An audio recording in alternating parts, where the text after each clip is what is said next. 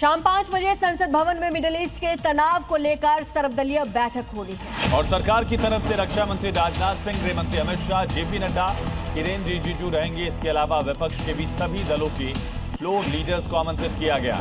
यानी कि इसमें बड़े मुद्दे को लेकर चर्चा हो सकती है और सरकार कोई बड़ा फैसला भी इस बैठक के बाद ले सकती है। शाम 5 बजे ये सर्वदलीय बैठक होगी जिसमें तमाम पार्टियों के नेता मौजूद रहेंगे। विपक्ष को भी सरकार मिडिल ईस्ट पर हालात की जानकारी देगी।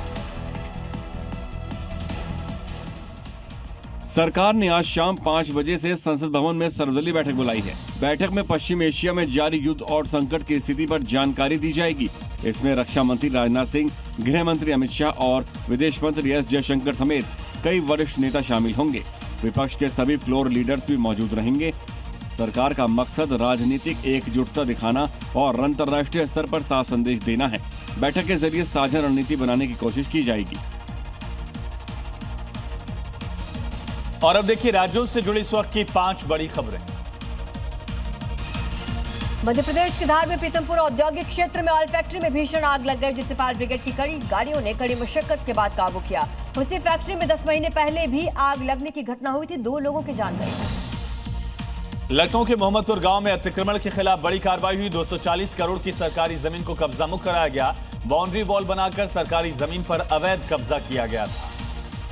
मध्य प्रदेश के इंदौर में अचानक पेट्रोल पंप पर भारी भीड़ लग गई। लोग लंबी कतारें लगाकर पेट्रोल भरवाने पहुंच गए। ग्रामीण क्षेत्रों में पेट्रोल खत्म होने की अफवाह इसका मुख्य कारण रही। वहीं संचालकों की अपील है अफवाहों पर ध्यान न दें। राजस्थान के श्री गंगानगर में विश्व हिंदू परिषद की तरफ से बाबा शंकरानंद जी महाराज के नेतृत्व में बड़ा प्रदर्शन किया गया। सभा में सैकड़ों गौ भक्त पहुंचे। गौ माता पर हो रहे अत्याचार के खिलाफ सभा की गई।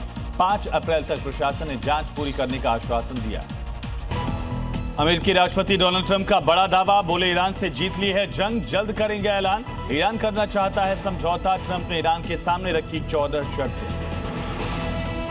ट्रंप के दावे को ईरान ने किया खारिज। भारत में ईरान के राजदूत का दावा, बोले तेल गैस पर फंसने के बाद ट्रंप कर रहे इस तरह के दावे। ईरान ने कहा सिर्फ जेडी वेंस से होगी समझौते की बात। इजराइल की राजधानी में ईरान के बड़े हमले, 100 किलो की ईरानी मिसाइल से अटैक, इमारतों और गाड़ियों को नुकसान, क्लस्टर बॉम्ब से मचाई तबाही। ईरान के हमलों के बाद लेबनान का बड़ा बदला, ईरान के राजदूत को देश से निकाला। रविवार तक लेबनान छोड़ने के निर्देश। मिडिल ईस्ट में जंग का दुनिया भर में असर, बांग्लादेश ने जेट ईंधन की कीमतें 80% तक बढ़ाई। 20 दिन में 111% की बढ़ोतरी, हवाई किराए पर असर पड़ेगा। मिडिल ईस्ट संकट पर शाम 5 बजे होगी भारत में सर्वदलीय बैठक। विपक्ष के सभी नेताओं को बुलाया गया। जंग के बाद पैदा हुए हालात की जानकारी देगी सरकार। भारत के एलपीजी टैंकर पाइन गैस और जगवसंत ने पार किया हॉर्मूज। कल कांडला बंदरगाह पर पहुंचेगा जगवसंत। दोनों जहाज और नाविक पूरी तरह सुरक्षित। यूसीसी बिल पास करने वाला दूसरा राज्य बना गुजरात। 7.5 घंटे की बहस के बाद विधानसभा से बिल पारित। कांग्रेस ने बताया बिल को मुस्लिम विरोधी। कांग्रेस नेता सोनिया गांधी की तबीयत बिगड़ी, दिल्ली के सर गंगाराम अस्पताल में भर्ती।